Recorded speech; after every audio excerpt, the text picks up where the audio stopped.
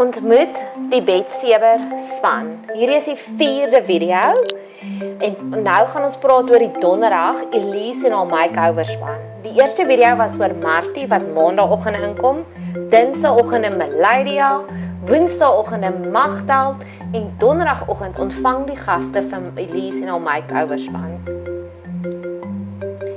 Daar is hierdie storie van die Tweede Wêreldoorlog. Terwyl die wêreld begin wakker skrik het en tot verhaal gekom het oor die konsentrasiekampe in Duitsland, het donasies ingestroom vir die konsentrasiekampe om die onderdrukte Jode te help, terwyl die res van die wêreld fisies geveg het vir hulle verlossing teen die nasies.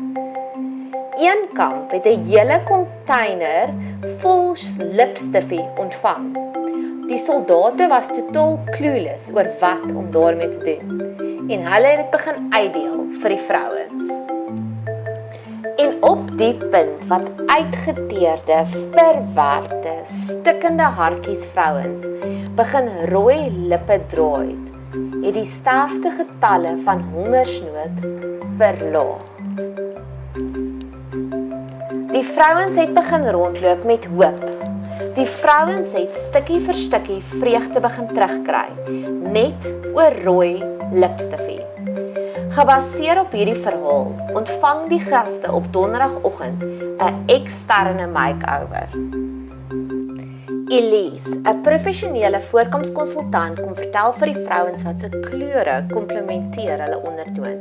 Sy meet hulle en gee hulle raad oor watter klerestyl die beste hulle figure komplementeer.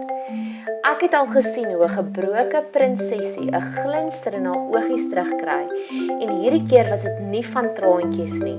Dis omdat Elise vir haar gesê dat sy eintlik 'n pragtige klein middeltjie en sy moet dit afskou. Na Elise kom gee Martie 'n encore vertoning om die vrouens se haartjies 'n bietjie te sny en mooi te blaas. Gevolg deur Yvette, wat 'n professionele grimeringskonsultant is, wat 'n paar tips en triks gee van hoe om die oogies nog mooier te laat uitstaan. So nie net ontvang die vrouens se interne makeover nie, maar ook sommer 'n eksterne makeover. Die volgende video oor Vrydagoggende sal binnekort volg.